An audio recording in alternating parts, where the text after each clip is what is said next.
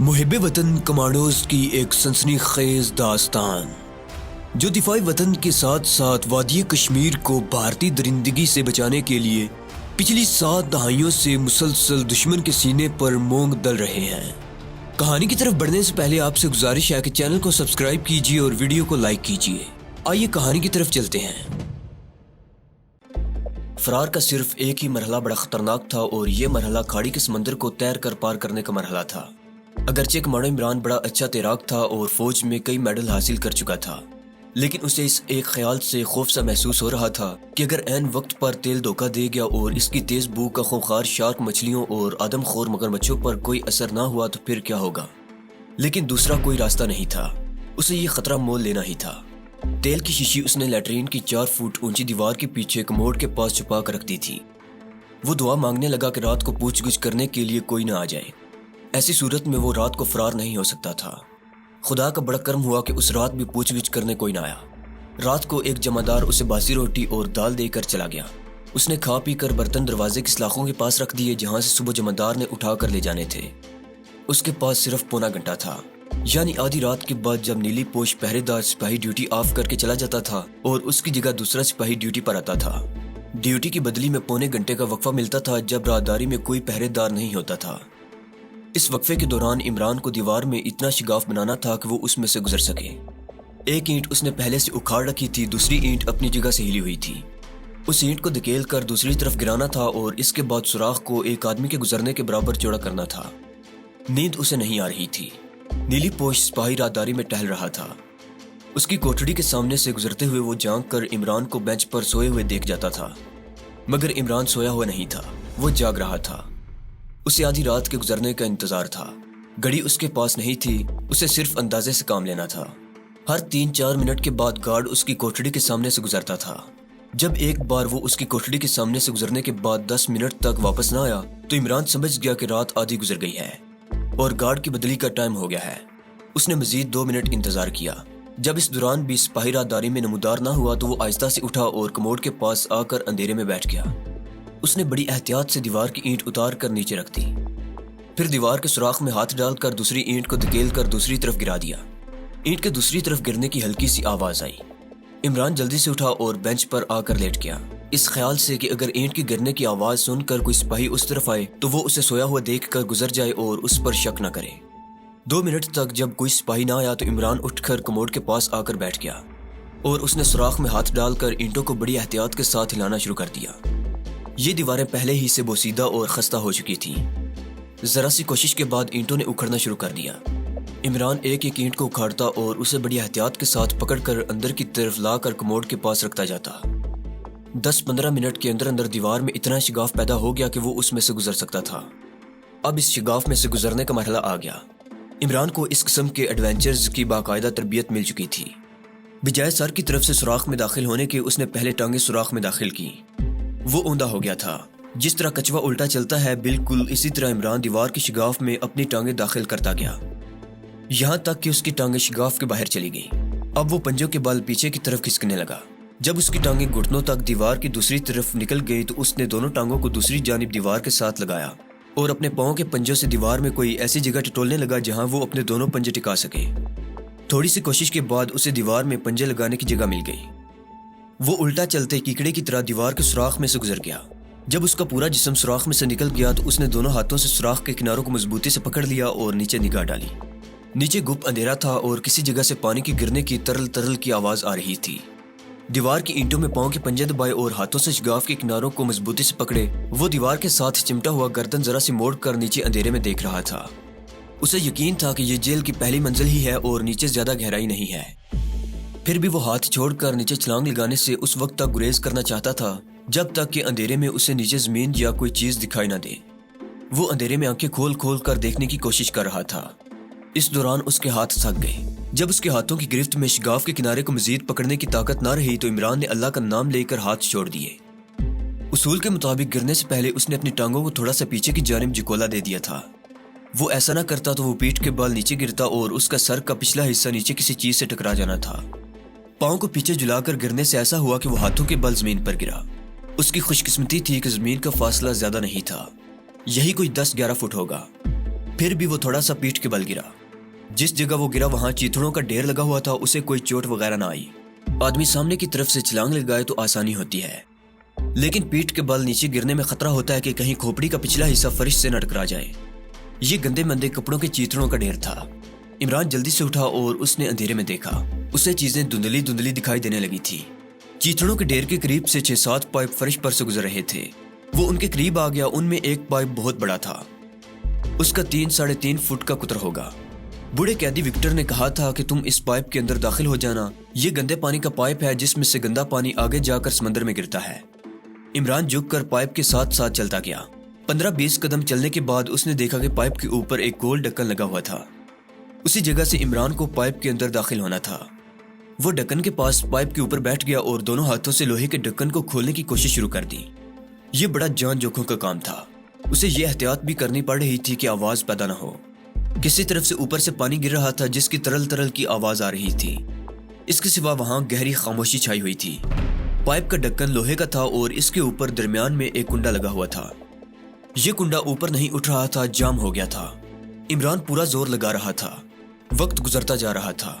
इस दौरान अगर ऊपर दूसरा गार्ड अपनी ड्यूटी पर आ गया तो उसका सारा मंसूबा खाक में मिल सकता था और इसके बाद शायद उसे कभी वहां से फरार होने का मौका न मिल सकता। इमरान ने पूरा जोर लगा दिया। आखिर ढक्कन में जरा सी हरकत पैदा हो गई। बस उसके थोड़ा से खिसकने की जरूरत थी। इस बार ढक्कन 2-3 बार कोशिश करने से ऊपर को उठ गया। पाइप के अंदर से नागवार बू का बबका सा बाहर को निकला। इमरान ने ढक्कन वाले किनारों को दोनों हाथों से पकड़कर अपनी टांगे पाइप के अंदर कर ली। उसके पांव पाइप में बहते पानी से टकराए। उसने पाइप के ढक्कन को बाहर ही रहने दिया और हाथों को छोड़ दिया। अब वो पाइप के अंदर था। पाइप काफी कुशादा था। गंदा पानी इमरान की पिंडलियों तक ही आता था। उसने दोनों हाथ पाइप की दीवार से लगाए और आहिस्ता आहिस्ता पाइप में आगे की तरफ चलना शुरू कर दिया। वो गुप अंधेरे में चलता गया। एक जगह पाइप मुड़ गया, फिर सीधा हो गया। बू की वजह से इमरान का सांस किसी वक्त जैसे घुटने लगता, लेकिन उसे रुकना नहीं था। ये सब कुछ बर्दाश्त करना था और चलते जाना था। काफी देर तक चलने के बाद पाइप में सामने की जानिब से ताजा हवा का एक झोंका सा उसको छू कर गुजर गया। इमरान ने खुदा का शुक्र अदा किया। पाइप खत्म हो रहा था और उसका वो दहाना करीब आ रहा था जहां से पाइप का गंदा पानी समंदर में गिरता था। शार्क मछली और मगरमच्छ के तेल की शीशी इमरान ने अपनी जेब में संभाल कर रखी हुई थी। सामने से ताजा हवा के झोंकों में इजाफा हो गया। आखिर पाइप खत्म हो गया और इमरान उस जगह पर आ गया जहां से पानी नीचे खाड़ी के एक गड्ढे में गिर रहा था। इमरान ने गड्ढे में छलांग लगा दी और फौरन तैर कर गड्ढे से बाहर किनारे पर आ गया। उसने ऊपर की जानिब देखा। ऊपर आसमान पर सितारे चमक रहे थे। उसके सामने समंदर की 1 मील लंबी खाड़ी थी जिसके दूसरे किनारे पर दूर धुंधली धुंधली रोशनियां टमटमा रही थी। इमरान ने सारे कपड़े उतार दिए और जिस्म पर तेल की मालिश करने लगा। तेल की बू वाकई ऐसी थी कि कोई इंसान तो क्या, जानवर भी उसके करीब नहीं आ सकता था। सख्त नागवार बू थी। उसने जल्दी जल्दी शीशी का सारा तेल अपने जिस्म पर मल लिया। फिर अपनी बोसीदा पतलून और कमीज पहन ली और चप्पल उतार कर पतलून की जेबों में ठोंस ली। अब वो समंदर में छलांग लगाने के लिए तैयार था। अंधेरी रात में समंदर की खाड़ी बड़ा डरावना मंजर पेश कर रही थी। इसमें से ये मंजर इमरान को और भी दहशतज़दा लग रहा था कि इस समंदर में आदमखोर मगरमच्छ और आदमी का तिक्का बोटी कर देने वाली खूनी शार्कें उसका इंतजार कर रही हैं। अगर देखा जाए तो महज जिस्म पर तेल की मालिश करने से ये सोचना कि शार्कें और मगरमच्छ उसके करीब नहीं आएंगे, एक ऐसी बात थी जिस पर एतबार नहीं किया जा सकता था। लेकिन बूढ़े विक्टर को बावर्ची धर्मपन ने यकीन दिलाया था कि इस तेल की नागवार बू महसूस करते ही शार्क मछलियां और मगरमच्छ आदमी से दूर भाग जाते हैं। इमरान को महज एक सुनी सुनाई बात पर एतबार करके इस मौत के समंदर में उतरना था। बंदा आखिर बशर है, ख्याल आ ही जाता है कि कहीं तेल धोखा न दे जाए। इमरान को भी यही ख्याल परेशान कर रहा था कि अगर बावर्ची धर्मपन का दावा गलत साबित हो गया तो थोड़ी देर बाद वो शार्क मछलियों और मगरमच्छों के पेट में होगा। लेकिन उसे हर हालत में समंदर में उतरना था। इमरान ने आंखें बंद करके खुदा को याद किया। उसके हुजूर अपनी जिंदगी की दुआ मांगी और कहा कि या अल्लाह, तू ही सबसे आला और बरतर हिफाजत करने वाला है, मेरी हिफाजत फरमाना। ये दुआ मांगने के बाद इमरान में एक खुद एतमादी सी आ गई और उसने समंदर में छलांग लगा दी। समंदर में उतरते ही इमरान ने अल्लाह के भरोसे पर खाड़ी के समंदर की उस किनारे की तरफ तैरना शुरू कर दिया जिस तरफ दूर रोशनियां टमटमाती नजर आ रही थी। वो बड़ा अच्छा तैराक था और मील 2 मील तक तैरना उसके लिए कोई मुश्किल काम नहीं था। लेकिन उसे हर लम्हा यह डर लगा था कि कहीं किसी जानिब से या नीचे से कोई शार्क मछली हमला न करते या पीछे से कोई मगरमच्छ आकर उसको टांगों से न पकड़ ले। शार्क मछली और मगरमच्छ के दांत इतने लंबे, नुकीले और तेज होते हैं कि इनकी गिरफ्त में आया हुआ आदमी बच नहीं सकता। वो तैरता चला जा रहा था। अभी तक उस पर किसी शार्क या मगरमच्छ ने हमला नहीं किया था। अचानक उसे ऐसा महसूस हुआ जैसे कोई शय उसके जिस्म से टकराकर तेजी से आगे निकल गई हो। इमरान का मुंह पानी से बाहर था। उसने सितारों की मदम रोशनी में एक जगह पानी की सतह से तकून सी बाहर निकली हुई देखी। ये तकून शार्क मछली के चेहरे के ऊपर बाहर निकली हुई हड्डी थी। इसके बाद एक और शय उसके जिस्म से टकराकर पीछे की तरफ निकल गई। शार्क मछलियों और मगरमच्छों ने इमरान पर हमले की कोशिशें शुरू कर दी थी, मगर उसने जिस्म पर जिस तेल की मालिश की हुई थी उसकी बू उन्हें इमरान के करीब नहीं आने देती थी। इमरान ने उस वक्त इत्मीनान का सांस लिया। उसे यकीन हो गया कि तेल के बारे में उसने जो कुछ सुना था वो गलत नहीं था। वो तैरता चला गया। उसे अपने इर्द गिर्द दायरे की शक्ल में समंदर की सतह पर हलचल होती साफ दिखाई दे रही थी। ये शार्क मछलियां और मगरमच्छ थे जो इमरान को हड़प करने के लिए बेताबी से उसके गिर्द चक्कर लगा रहे थे, मगर तेल की बू उन्हें इमरान के करीब आने से रोक रही थी। जब इमरान को यकीन हो गया कि अब कोई शार्क और मगरमच्छ उस पर हमला नहीं करेगा और वो उनसे महफूज हो गया है, तो उसने ज्यादा तेजी से तैरना शुरू कर दिया। दूर किनारे की रोशनियां आहिस्ता आहिस्ता करीब आती जा रही थी। खाड़ी का समंदर बहुत गहरा था। ये एक तरह का समंदर ही था जो खुश्की के अंदर आ गया था। पानी का जायका सख्त कड़वा था। तैरते तैरते इमरान दूसरे किनारे के करीब आ गया। यहाँ एक बार फिर खूनी शार्कों और मगरमच्छों ने उस पर हमला करने की कोशिश की, मगर उसके करीब ना आ सके। दूर दूर वो समंदर की सतह पर उबर उबर कर उसे देखते और पानी में हलचल पैदा करते रहे। जैसे जैसे इमरान आगे बढ़ रहा था, ये खूनी मखलूक उससे दूर होती जा रही थी। आखिर इमरान खाड़ी के दूसरे किनारे पर पहुंच गया। खाड़ी के दूसरे किनारे पर पहुंचते ही वो ऊंची ऊंची झाड़ियों और टखनों तक पानी में से गुजरता कुछ फासले पर दरख्तों के पास आया और वहीं जमीन पर बिल्कुल सीधा लेट गया। सबसे पहले उसने खुदा का शुक्र अदा किया कि वो मौत के समंदर से जिंदा बचकर निकल आया था। उसका सांस फूल गया था। उसने आंखें बंद कर लीं और लंबे लंबे सांस लेने लगा। 3-4 मिनट के बाद उसका सांस बहाल हो गया तो वो उठकर बैठ गया। उसने उस तरफ देखा जिधर से वो फरार होकर आया था। उसे जेल की फसील की रोशनियां धुंधली धुंधली नजर आ रही थी। इस वक्त तक यकीनन उसके फरार का जेल वालों को पता चल गया होगा और मुमकिन है नीली पोश सिपाही किसी स्टीमर में बैठकर उसकी तलाश में निकल पड़े हों, या वो ये ख्याल करके मुतमईन हो गए हों कि अगर कैदी समंदर में उतरा होगा तो शार्कों और मगरमच्छों ने उसे हड़प कर लिया होगा।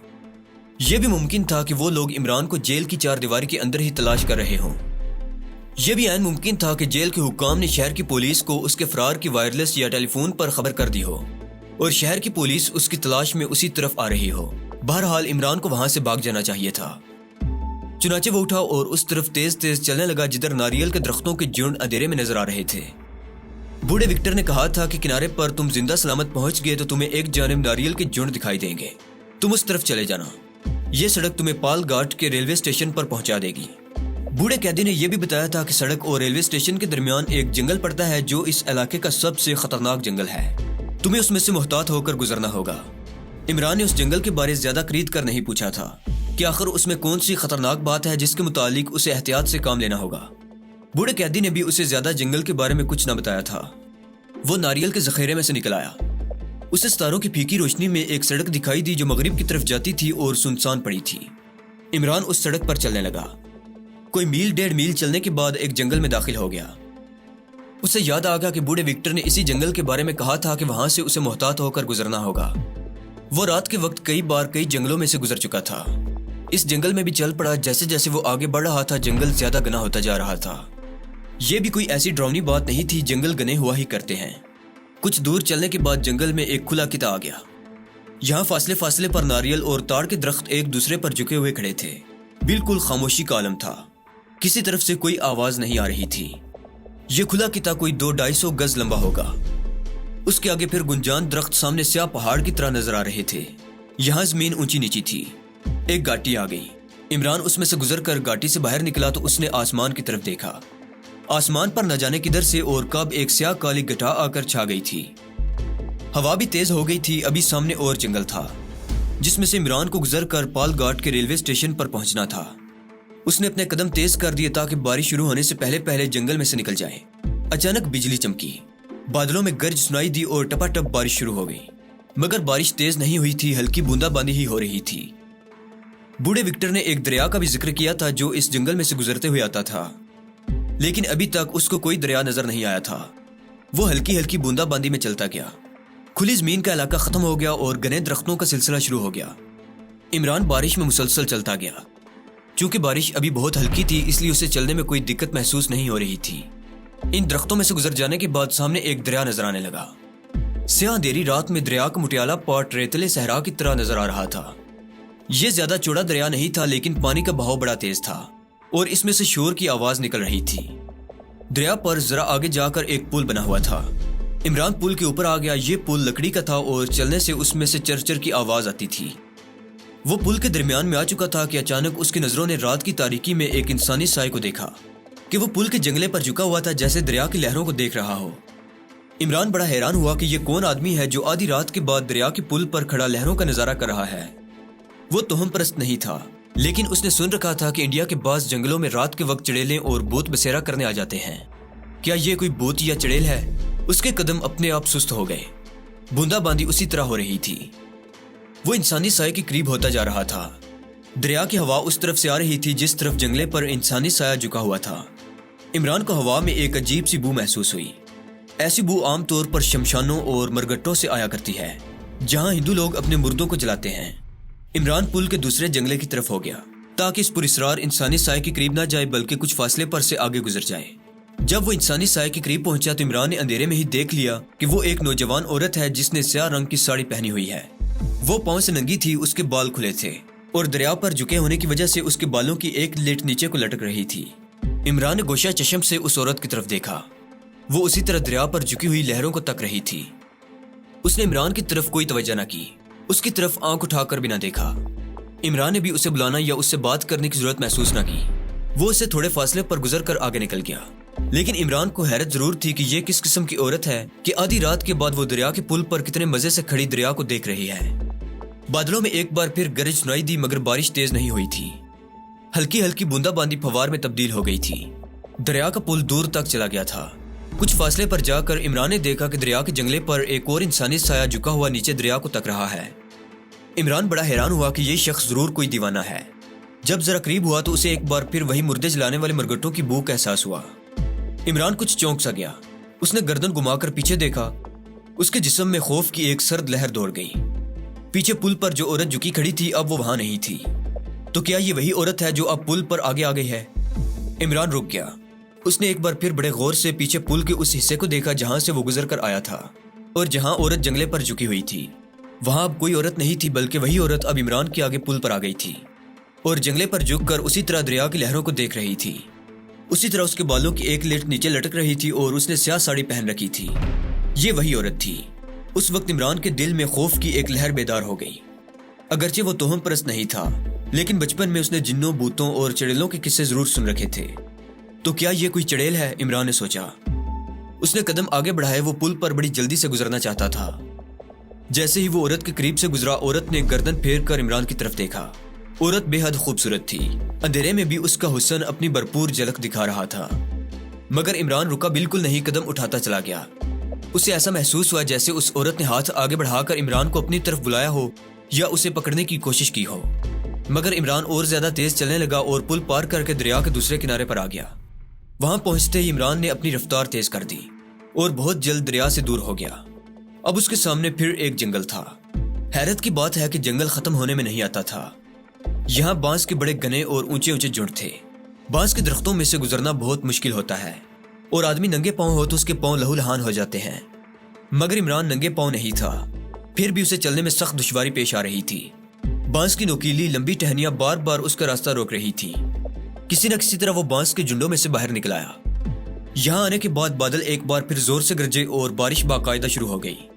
بارش اتنی تیز تھی کہ عمران کے لیے قدم اٹھانا مشکل ہو گیا۔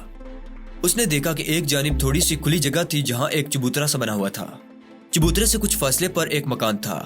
وہ دوڑ کر مکان کے پاس آ گیا۔ یہ ڈلوان چھت والا ایک کاٹیج سا تھا جس کا دروازہ بند تھا، مگر اس کے آگے ایک چھوٹا سا برآمدہ تھا جس پر گھاس پھوس کی چھت پڑی ہوئی تھی۔ عمران جلدی سے برآمدے میں ایک طرف ہو کر بیٹھ گیا۔